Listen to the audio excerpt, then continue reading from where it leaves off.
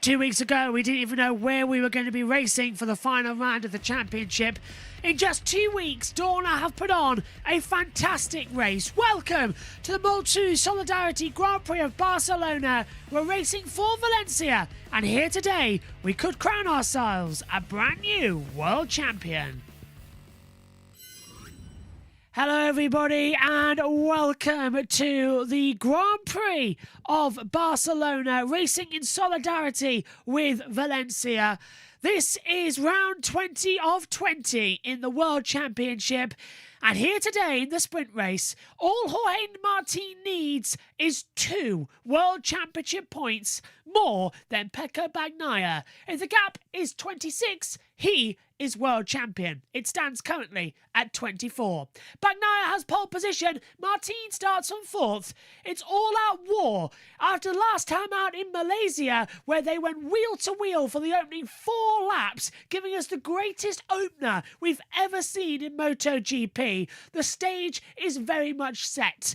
They are literally the same bike, different teams. Satellite versus factory. We've waited for this all year long. Welcome to the rematch. Bagnaia won it last year due to Martin's mistakes. Martin this year, yes, he's only won 3 races, but he's won more sprints than anybody else. He's finished second 16 times in a single season. Bagnaia, well, he's had the perfect 10. What is going to happen here?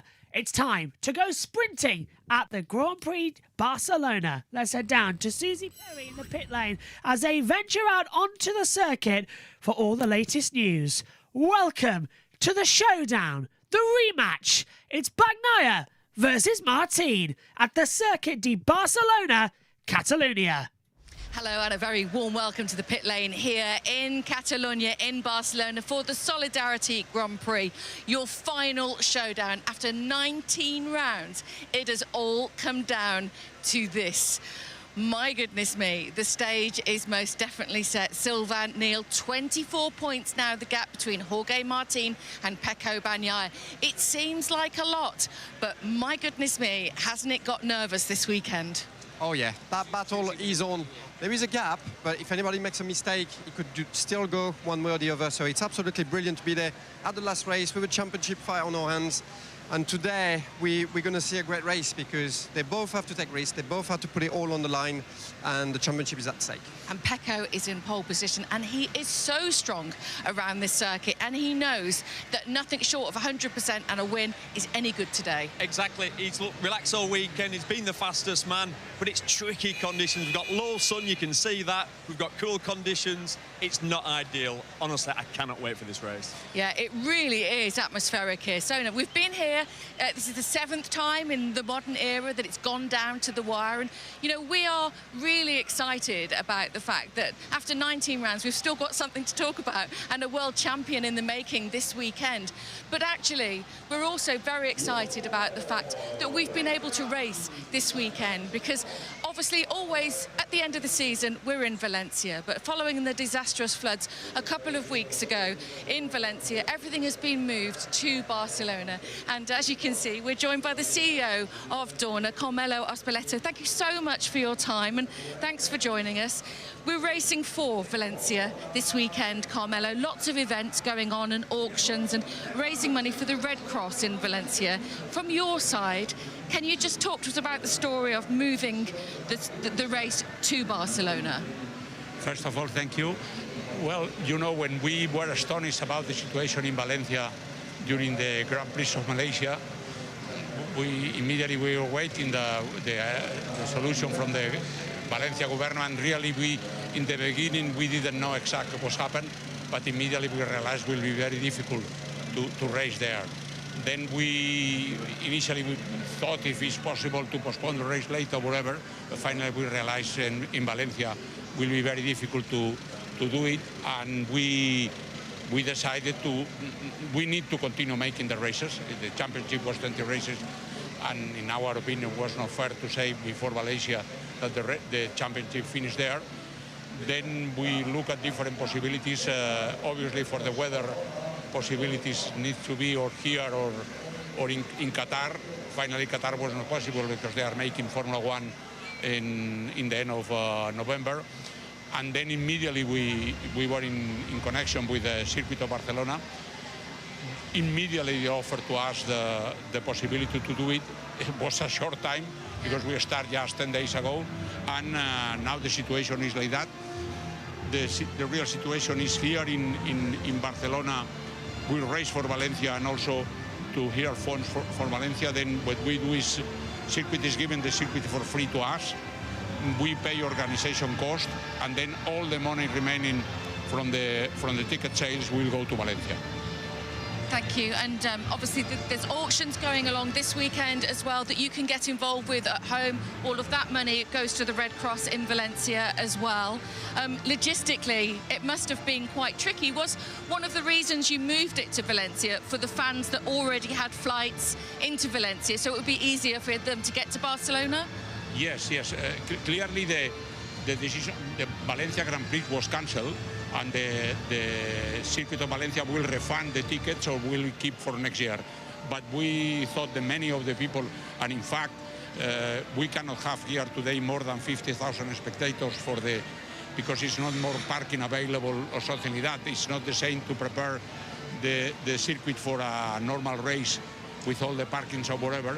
But if we do in 10 days, they are not available. Then for governmental seasons, we cannot sell more than 50,000 tickets, and we sold in 3-4 days. Yeah. Everything was sold. Then we are extremely happy with all the fans and all the people, and especially with the Catalonia circuit, and all the paddock has been supported of what we are doing. It's something we are very, very proud to do. Carmelo, thank you, and our hearts very much with Valencia. We are racing for Valencia this weekend. We have a title fight on our hands, though, this weekend as well, which is so exciting for the fans. But staying in the family for more years to come are TNT, and we can announce that there's a deal being made between Dorna and TNT to stay broadcasting within the MotoGP family. We are extremely happy. We need to say thank you to TNT. The work has been doing until now is fantastic. Also, we know the proposal and sensitivity. I know from next year the sprint race will be increased. Then it is something we're amazing. Your collaboration during all these years has been fantastic, and with all the knowledge we have, sure we will improve a lot. For us, United Kingdom is a very, very important thing to do, and we need to improve as much as we can there. And with your help, will it happen.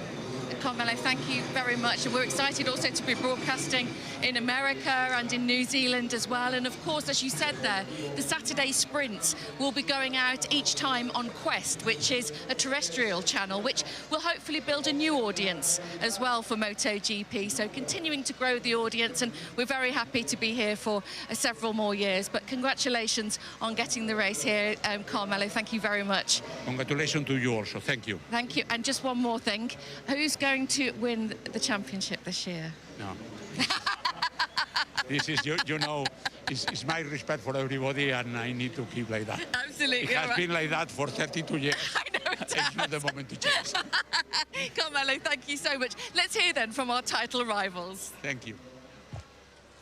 Very happy. We managed to do a very good job. Wasn't easy because the conditions were very tricky and a bit risky. But everything went well. I wasn't sure about my third choice for the front, but finally was the good one.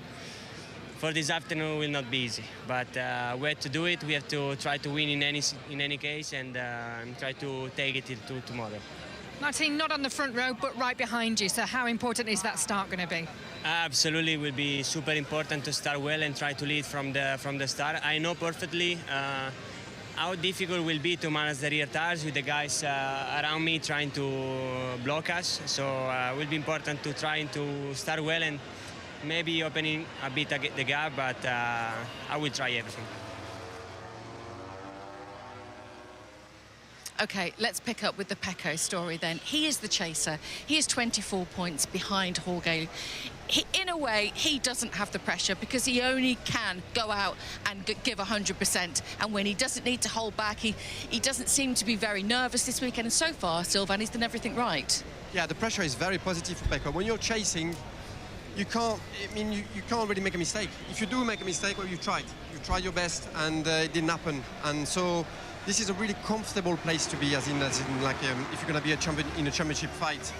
Now, it's very different for Jorge Martin. Jorge Martin is under pressure. If he makes a mistake, Pecco can catch up. And Pecco also on this track is supremely confident. He's the fastest man. He's got the best race pace and he's on pole position. And that probably is the point today, isn't it, really? Difficult conditions here, low sun, cooler track conditions to normal. So different tyres being brought here. Michelin did an amazing job, actually, at getting everything here, Neil, in the short period of time. But this really is suiting Pecco. He looks very comfortable, doesn't he? Yeah, the reality is, in these cooler conditions, you have to attack. If you attack, if you push hard, that activates the tyres, that keeps the temperature in those tyres. Feel that breeze now blowing down the start and finish straight. When the MotoGP boys are heading down to turn one, it's cooling that front tyre. You've got the tricky turn 2, the left-hand side of the tyre's cold. You've got tricky turn 5. All that's going on, but all that is planted in Jorge Martin's mind. Don't make a mistake. I don't want to make a mistake. If you ride with that in mind, and Sylvan will back me up on this, as a racer, you have to ride free. You have to attack. So even though, like, normally you'd expect Martin, he's qualified fourth, he's going to come forward, he's going to battle for the win. I think he's going to ride tight. That's what I'm expecting. He's concentrating in the garage. I mean, you can see he's got literally the World Championship on his shoulders. This is his dream, his lifelong dream, and it could be achieved today. It feels unlikely, though, with the way that Pecco's riding. Yeah, it's unlikely, but it could still happen. And, you know, for Jorge Martin, he could have different tactics. Because he's got that gap, he could go all out for that race, risk it all, crash, and he still have, even if Pecco wins, he'll still have a 12-point advantage for tomorrow's race, which is not comfortable, but enough to bring it home. So for Jorge Martin, there's that as well in the equation. Do I attack? Do I try and go against Pecco? Do I try and go for the podium? Or do I just ease off a little bit, but also take the risk, like Neil was describing really well, of losing a bit of temperature in my tire, and then this can really bring a mistake on as well. So it's a tricky situation for him, and a tricky way to be racing and going for that championship. If I was him, I have no idea what I would do. It would be a difficult decision to make.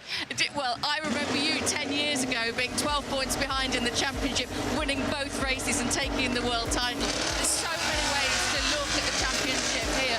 The bikes are starting up, as you can hear behind me. We're looking at live shots of your championship leader, Jorge Martin. Could he become the world champion today? We're going to take a break. When we come back, we will be on that grid.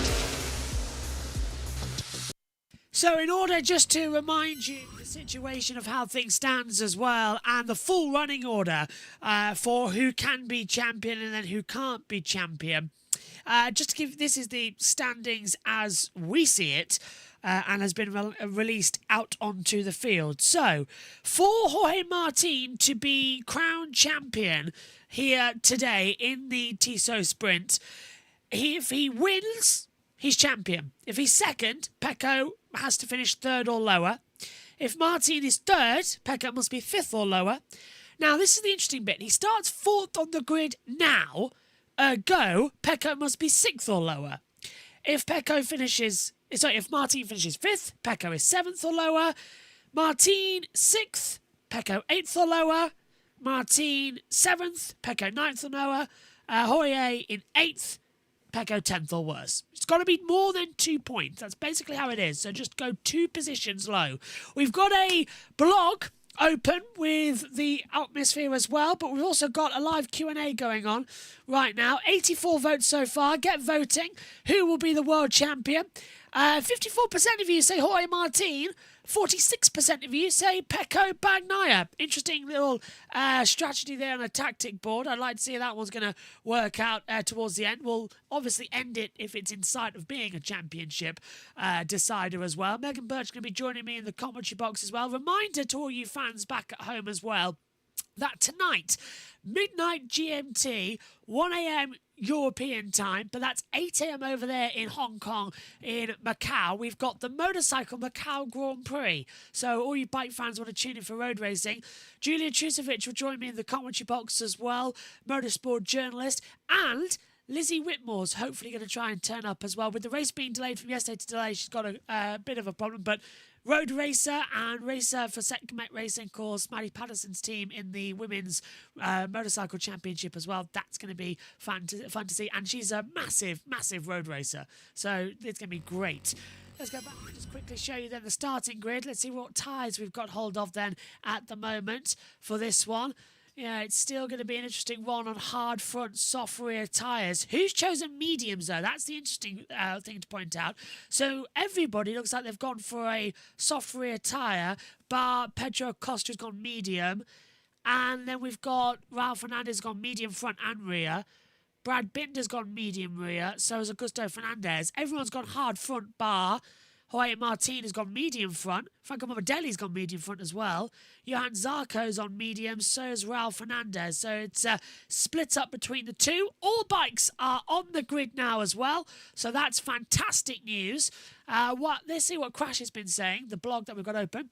While it's only Martina Bagnaia who can win the title, they're not the only ones who can play a role in the battle as well. So we'll leave you to read that. We're going to rejoin the grid now and join Susie Perry, who's down there to give us all the latest news, views and opinions with the team as well before we go sprinting. Hello and welcome to a sensational day of rugby in the Autumn Nations Series. And it all begins here in Edinburgh, where Scotland welcomed Portugal, one of last year's sensations at the Rugby World Cup. Can they come here to Scottish Gas Murrayfield and get a victory on only their second ever visit? That's the first game, and it's followed by England against South Africa down in Twickenham. No wins so far for Steve Borthwick's side, and today they're up against the double world champions, the Springboks. Tune into it all. It's going to be sensational. Join us from 2 on TNT Sports 1. Back to you, Susie, on the grid. Thank you, Emma. Emma's talking about double world champions. We're standing next to where the double world champion Pecco Bagnaia will be in pole position, and it's interesting here on the grid. I'm not sure I've ever seen such a packed grid as we've got here, but we've got sort of almost friends and family scenario if you look at the two different gangs here in Barcelona, haven't we? We've got Pecco Bagnaia in pole position, but next to him, Aleix Espargaro, who was trying to help Jorge Martin earlier.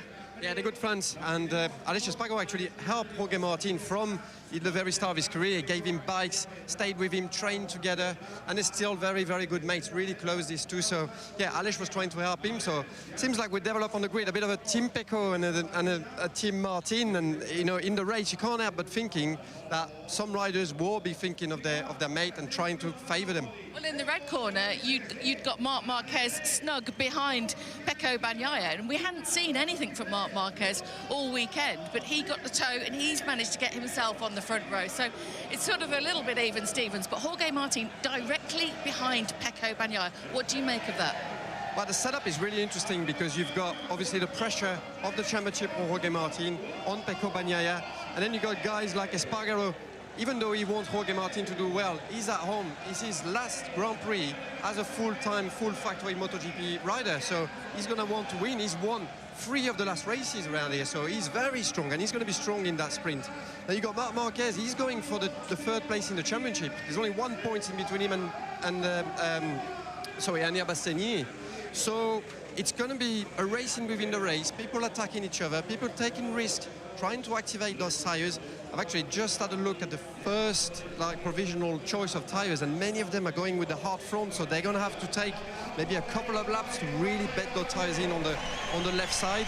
It's going to be a really interesting race with different dynamics within the race, but the pressure is on for the championship, and it's not on that man. The maximum pressure is on Martin. A final kiss for Pecco Bagnaia from his wife as he comes back out to the grid, having been in the garage for a few minutes' time, just to collect his thoughts and get himself together, just get out of it. It's not too hot here, it's 19 degrees ambient temperature, but the track has come up to much about the same, to be honest, after being so cool all weekend. Yeah, it feels the best as it's been since the start of the weekend, and that's why we've got this shift, you know, with the tyre choice. So they're gone with the hard front, which will give them a bit more stability, and most of them are gone with the super soft, the soft rears, so they think that's going to last. That's a tyre that they didn't use back in May, so it's a little bit new. We could see a bit of degradation at the end of the race. With the track conditions as they are, how difficult is it going to be to make overtakes around here, do you think? It's going to be about who's going to risk in the first laps. So, like I said, the first 2 laps, they're going to have to activate the tyre, especially on the left side. They're going to have to take risks, and the more you go into that tyre, the quicker he's going to come to you and the quicker he's going to respond and give you support. We've already established if you're Pecco Bagnaia, you go free, you ride out, you're trying to get that victory. Of course, you're trying to get the victory if you're Jorge Martin as well. But are you looking at it differently? Because this is not your favourite track. Maybe for Bagnaia there's another tactic. I mean, he's the man on form. He's Is the he man going to back with the people race. up? If I was him, that's what I would do. He's the strongest man. He's the one with the race pace. We know how fast he is around here. Clearly an advantage so far this weekend. So if I was him, I'll go in the front, back people up, and try and get people in between myself and Jorge Martin. Let's find out and see if Davide will tell us everything. We're just talking about the chessboard that is MotoGP today and the possible tactics that could be employed by Pecco. What's the situation, Davide? No tactics. The only goal is to try to win the race and keep alive the championship till tomorrow. I'm sure that Jorge has the speed to be with Pecco, so we'll see what it's going to be. But anyway, no other choice than try to win the race, and we'll see what it's going to be. The results of Jorge. Having said that, of course, it would be good for Pecco if there were riders between himself and Jorge. Yeah, not so many riders was in between those two riders during the season, so I don't think that too many will be in the middle. So, but anyway, Pecco has to do his own race, and we'll see what it will be Jorge's result. Davide, good luck. Thank you very much for your time. Best of luck. Let's find out if Aprilia are going to come into the mix today. We can hear now from Max Biaggi. Max, all eyes are on the championship, but we know how strong Aleix is here. He's got a good chance of a victory today, and he could play a big part in that championship. Well, it will be the nice final race for him in Aprilia. He won here already last year, 2 years ago. He finished first. He showed here some potential in the qualifying. Can be pulled for very little, so I think if he have a chance, he will go for it. And he's looking for the victory. Now, podium always nice, but for the final round, he would like to be in the top one. How has he found this circuit this weekend? It seems to have caught a few riders out, but we know how strong he is. I spoke with him. He told me that there's a poor grip compared to last year or even this year. Maybe the temperature is the most changed from the race before. So I have to say. Everyone is going for the soft compound during this sprint, but even though the lap time will be not as fast as the previous race. And your thoughts on the championship? Well, as you know, I have to defend my color. The Aprilia squad, of course, if Martin is going to win, he will bring #1 in Aprilia, which is a dream for us. But I don't want to take out anything from Pecco. Both guys, both riders have an amazing season, same than last year. But if this year, if we have a new champion, maybe it will be good. Thank you, Max. Bye. Bye. Well, a man there who knows what it's like to ride under pressure. Just explain to us the situation where you have got all the pressure on your shoulders and how it can make you ride a bit tight. Yeah, the situation is if you're chasing like Pecco Bagnaia just behind us there, you're going to be really free and really able to take some risk. You can't get it wrong, and if you crash, you crash. You've tried. For Jorge Martin, we can see now, 24 points lead. It's comfortable. You should be able to manage.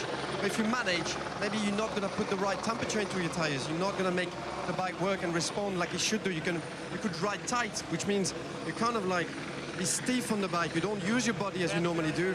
You get tired really quickly, and then this is the start of everything going wrong. So for Jorge Martin, he's got to try and ride just as usual. We know he's a contender. We know he's strong. We know he's quick. He's explosive. He's got the speed. But on the other hand, he's got to think of the championship and try not to make a mistake. It's extremely hard for him to be in that situation.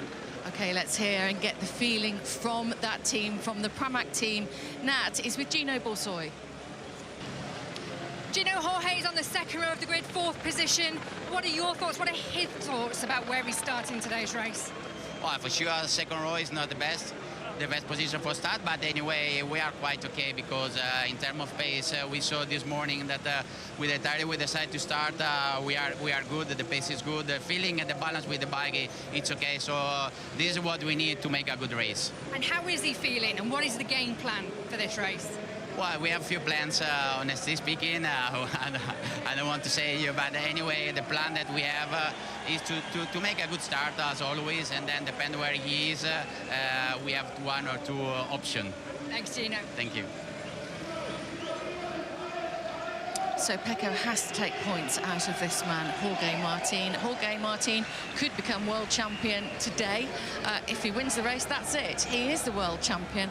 And that would be such an incredible story to be in that satellite Ducati team, taking that #1 plate. He's leaving, of course, because he's been rebuffed twice by Ducati, and he's off to Aprilia. This is the scene here in Barcelona, and you can feel the excitement. Yeah, it's absolutely unreal. The pressure is on, you can feel it. You can feel the public as well, you know, just really waiting for that race to start, and the heat is on. The heat is on, the pressure is on, but as they say, without pressure there are no diamonds, and we've definitely got a few of those in this pack. What a prospect we have. The Solidarity Grand Prix, your sprint is go. Thank you, Susie. Thank you, Sylvain. Who's going to be the champion then? Bagnaia or Jorge Martin? It's time to find out. The Solidarity Sprint of Barcelona is under starters' orders, and it's time to crown the 2024 champion.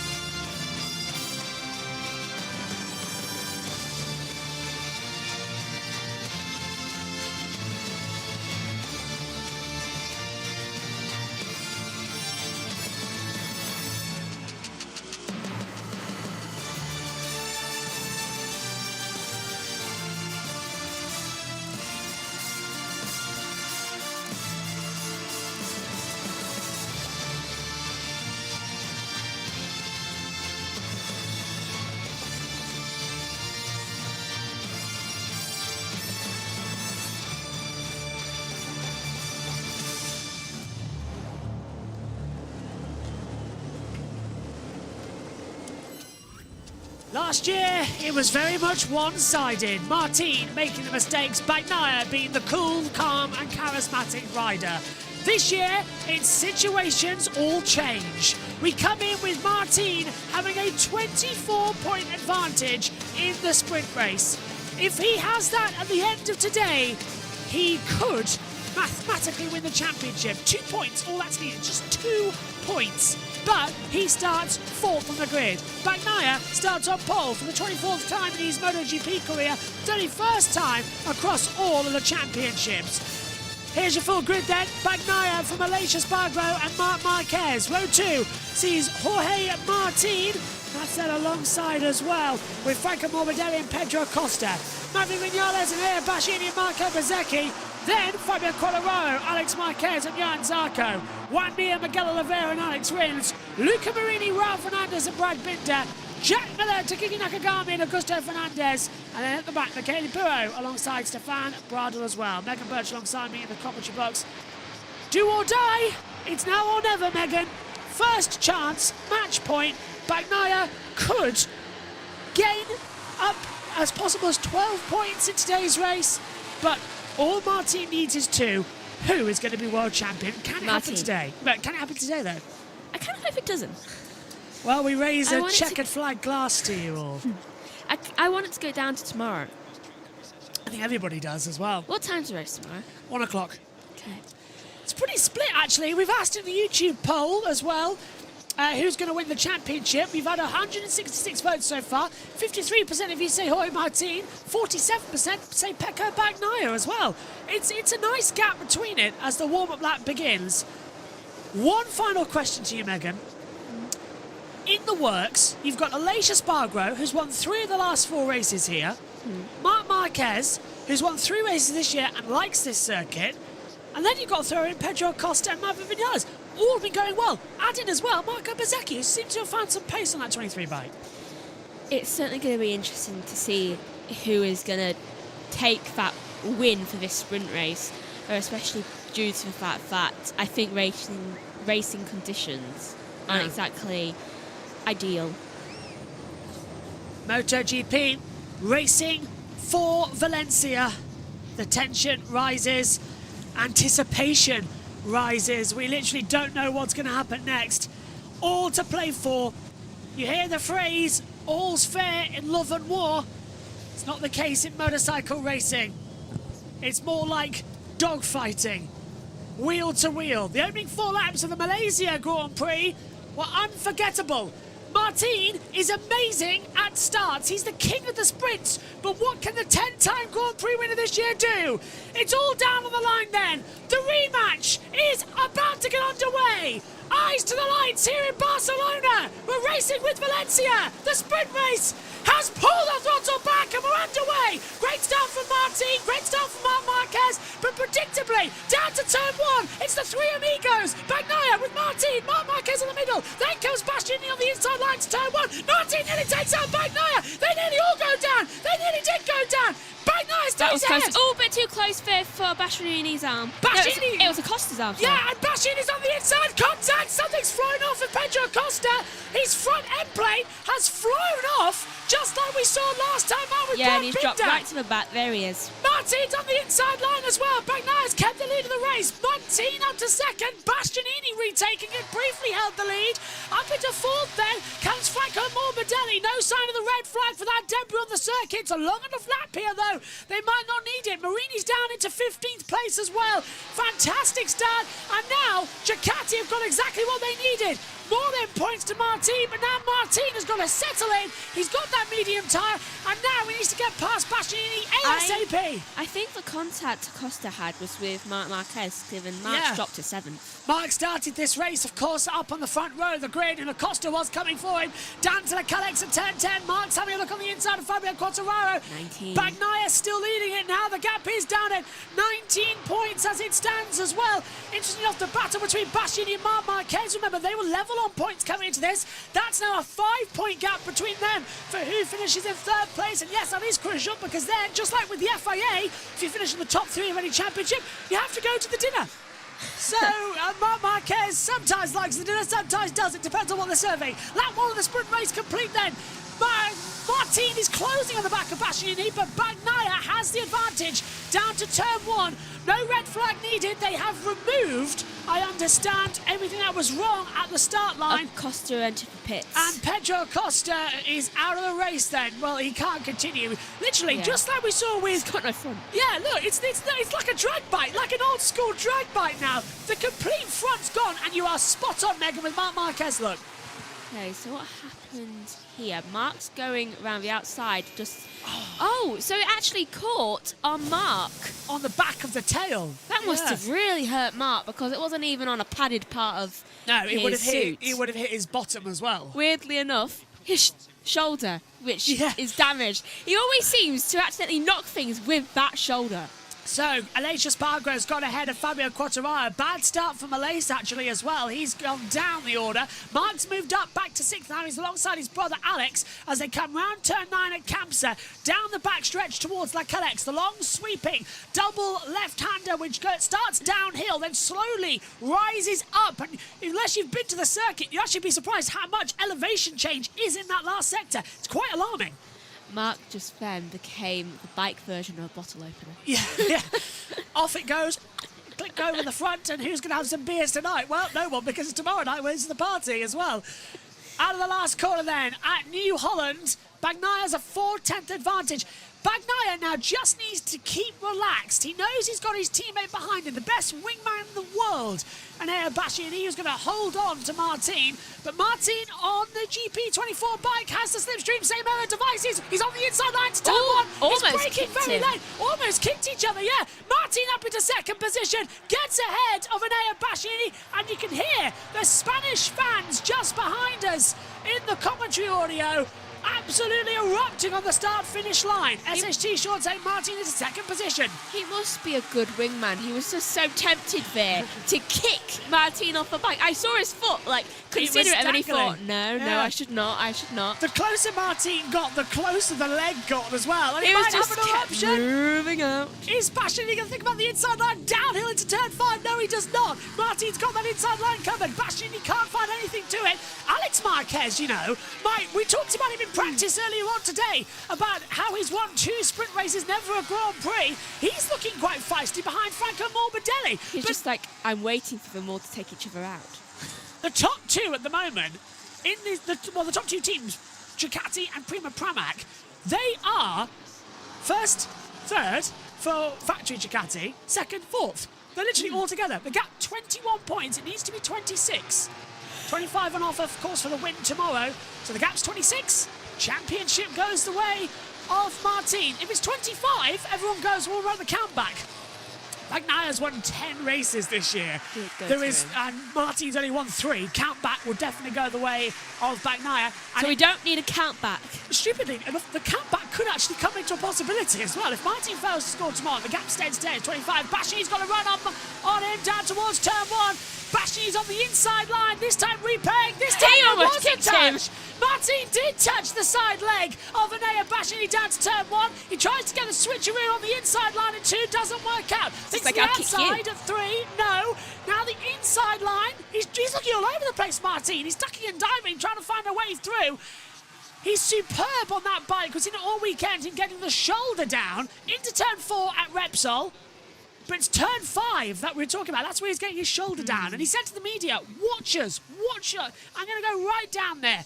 Watch this. If you're watching on TV pictures, down to 5. Yeah, shoulders down. Shoulder on, and it's all on the ground. That's unbelievable. How does he not drop it? Gaining time from that too. He is. Well, it's shorter aero, isn't it? The lean angle of the bike stays the same, but the body weight sort of counter shifts. So I feel like he gains 10th every single time he does that. it seems like he's closing, isn't he? But Bagnaya's pulled out let's 7 look. tenths. Yeah, he's gaining time. If it stays the way it does, Martins win the championship?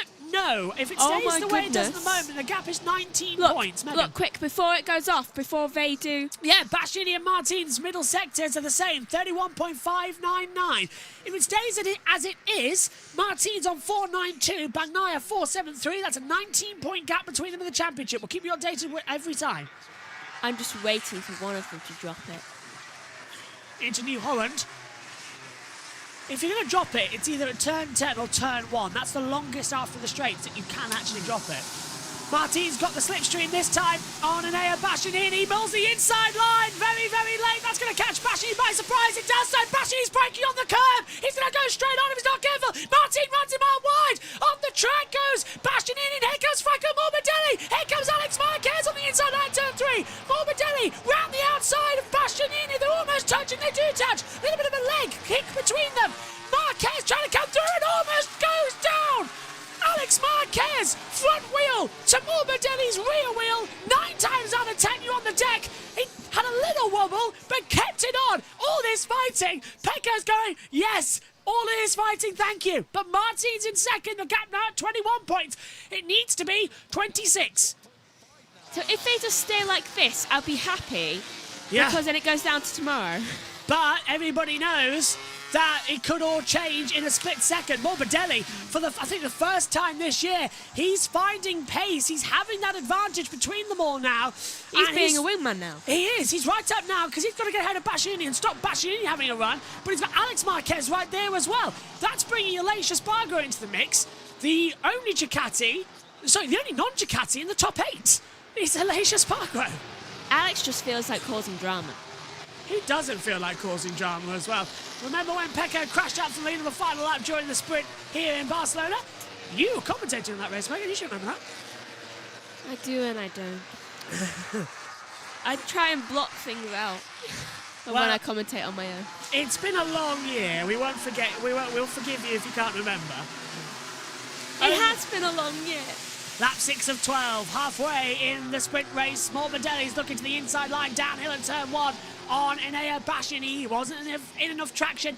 Bastianini had a too wide a moment. Didn't get the bike up right to change it into 2 and 3. So that's sort of creating the trade. Martin's starting to battle away from Bashini. There's a 6th, 10th gap there as well. But Bagnaia, 1.2 seconds clear to Jorge Martin by the time we reach uphill at turn 4 at Repsol.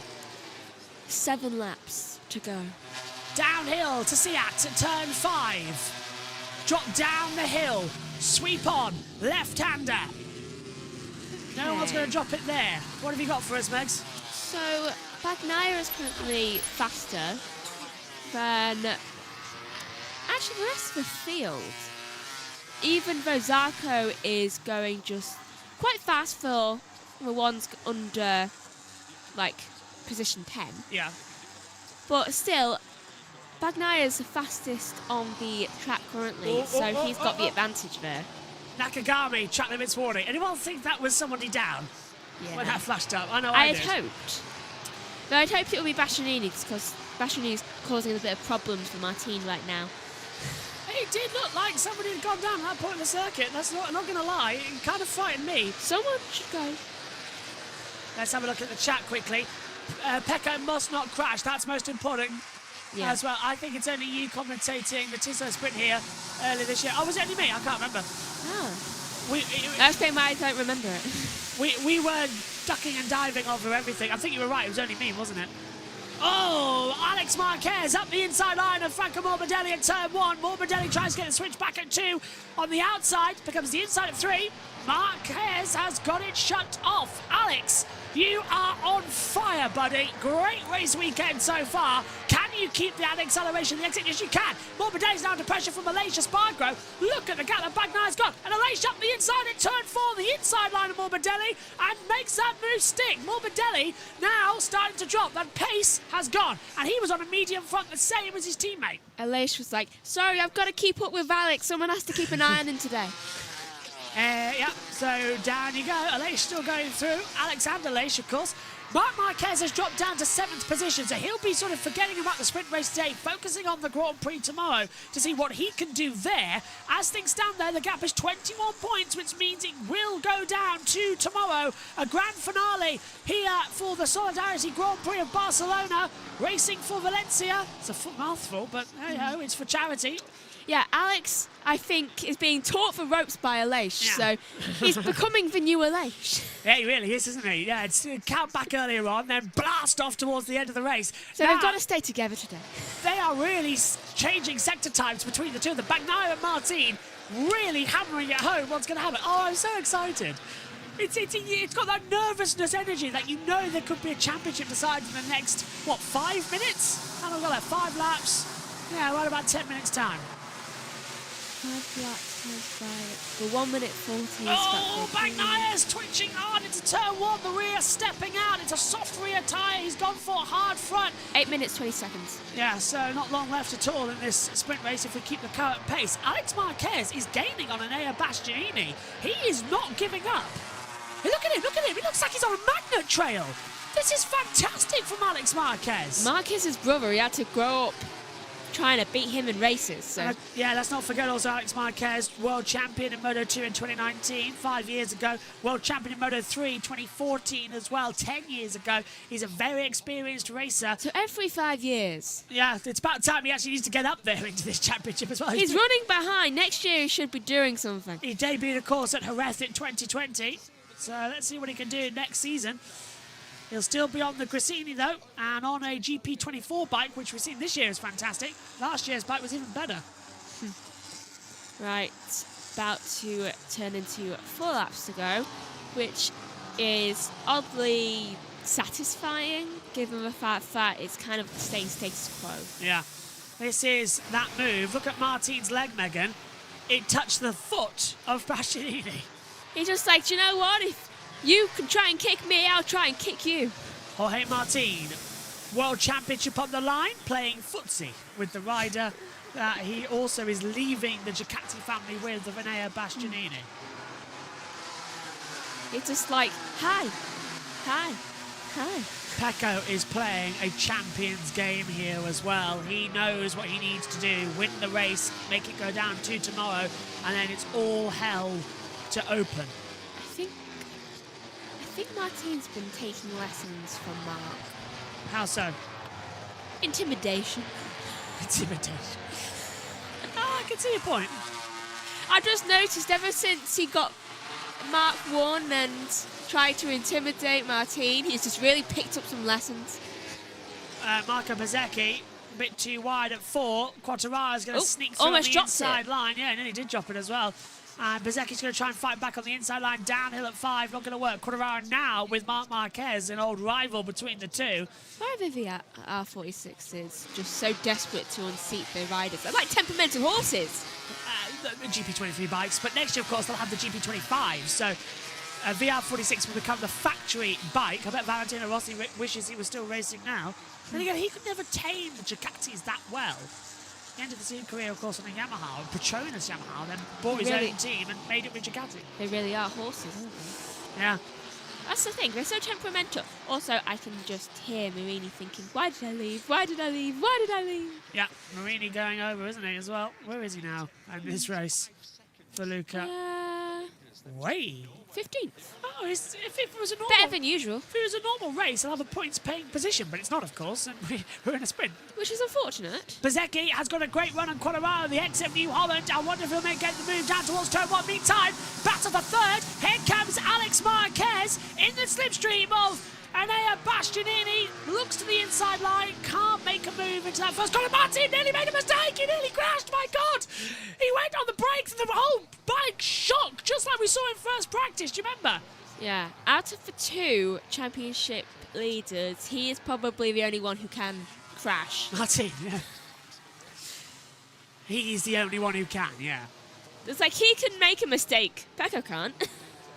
3 to go. Heart's starting to beat. Do you know, it's not going to be today, is it? No. It's going to be tomorrow. It'll go down to tomorrow. Great for our viewing figures, terrible for my heart rate. Because that's going to be another time to sign. It's the 7th time in the modern era of MotoGP that the championship has gone down to the finale. 7th time since 2002. I have a feeling now that it's going to be Bagnaia again, isn't it? Oh, it could be. If Martin, given how much he's been dominating. If he's been quick here this weekend. Yeah, he did throw away on the last lap of the sprint, as Sean reminded us earlier on, here back in May. He's got to still drop it. Slowly keeping her eyes focused. Teeth gritted. Zarco track limits warning. Keeps flashing up on the monitor. I keep thinking, is that some form of penalty or whatever coming your way? And it really is heart-stopping moments. Here comes Bagnaia then. Cautiously, wildly, accelerating. Over the line we go. 2 to go here. Gap 1.1 seconds. Quattararo makes it into 9th, passing Binder. All it takes is one drop of the front, one loss of pressure, one missed gear shift. One foot on the track. Exactly, just something, and it all changes. I really want that to happen. But I want my team to win because he's never won a championship before. Out of the two, he deserves it more. Yeah. I know Bagnaia's won 10 races this year, but he's made constant mistakes. And the other 9 races. Martin's learned. Yeah, and he's also made mistakes in the sprint races. Most of all, that's where he's been making those errors. I can only think of one big error from Martin, and that was at the Spanish Grand Prix at Jerez. I can't think of any other errors off the top of my head. Not big ones. No. Whereas it became a running joke ever since his first time he failed to get a championship that he dropped it all the time. Yeah.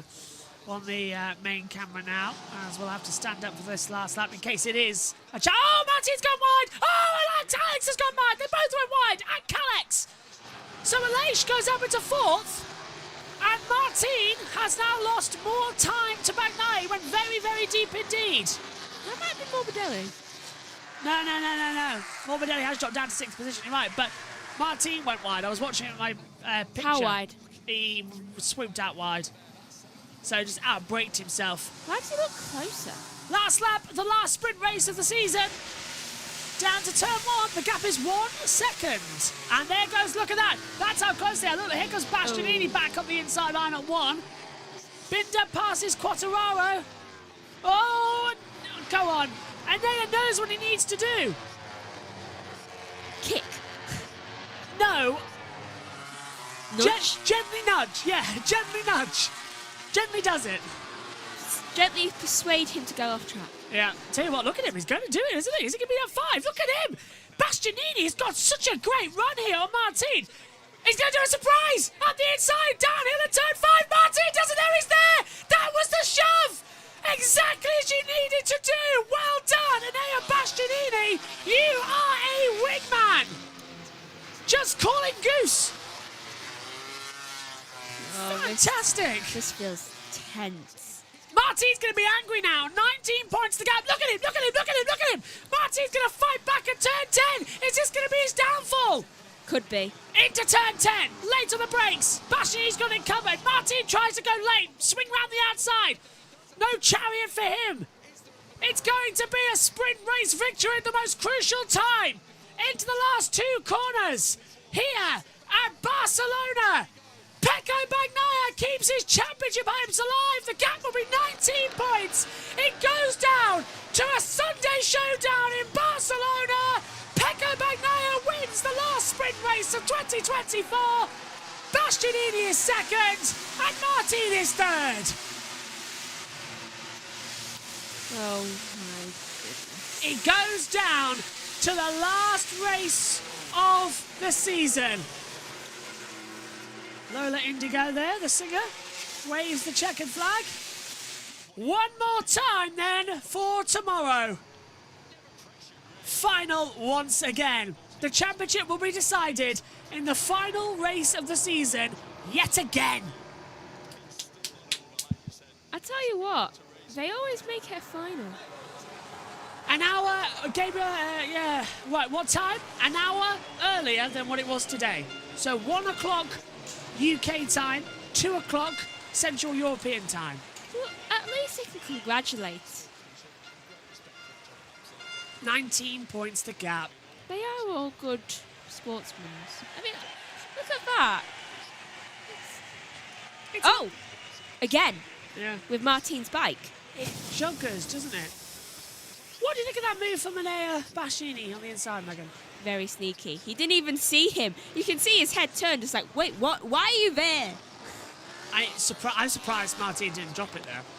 His face is staring at the time. Yeah, it's like, what on earth? Where did you come from? Just like, I didn't realise that you gained that much time. That close, that energetic.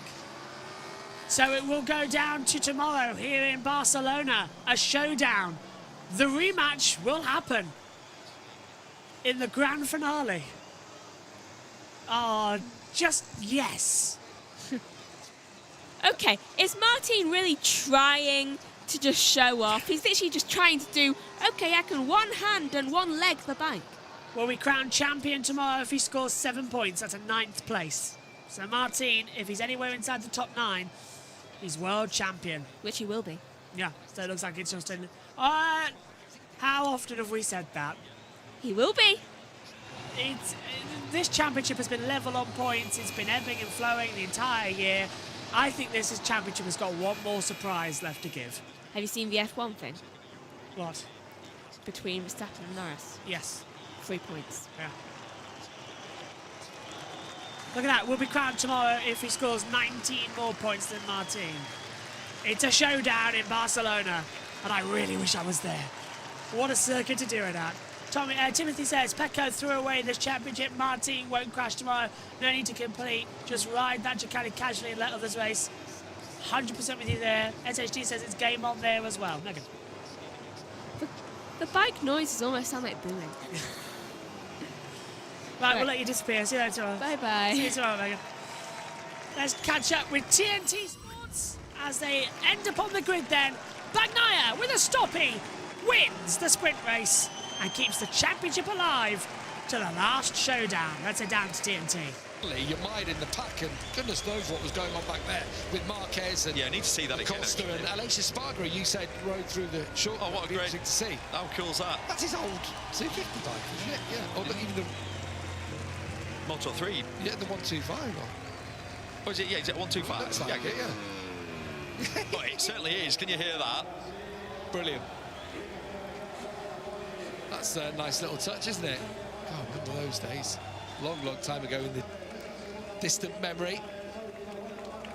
You know, Karen Sadolf team, something like that. Anyway, Zanea Bastianini does his job. 2005 bike that was from Aleix Espargaro. I know he's a big collector as well, isn't he? He's probably got it up at his home in Andorra. Bastianini's fulfilled his part of the bargain. Not only riding for himself, but he's done a job for the team there. Yeah. Such an important job. The team will be so happy with him. Dad Angel down there, his brother Javier too. There's Paolo Campinotti. So you feel like tomorrow, he's just got to get through the first 2 laps. That's what I'd say. If he gets into the race, he can control it. And there is... He could sit in, I'd say, 5th or 6th, no problem at all. Look, we saw when Pecco Bagnaia had to finish top 13 in 2022. He wobbled around. Yeah, he finished ninth. Yeah, he struggled to do that. So, and you know, he could do it. You'd think Jorge Martin could do it in his sleep. Yeah.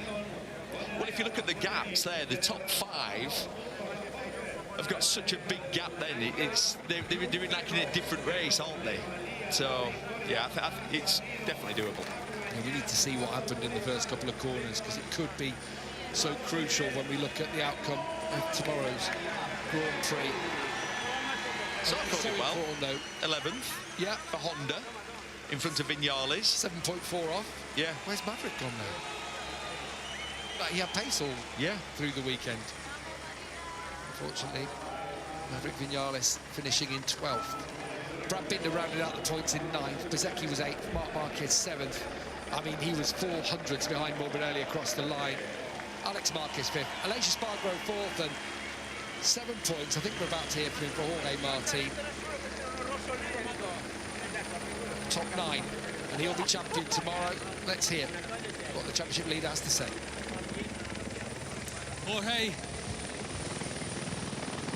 Jorge, everyone on the podium did what they had to do today, including you. How do you feel about it? Yeah, I feel good. Thanks for the nice show to Enea, because it was an amazing fight.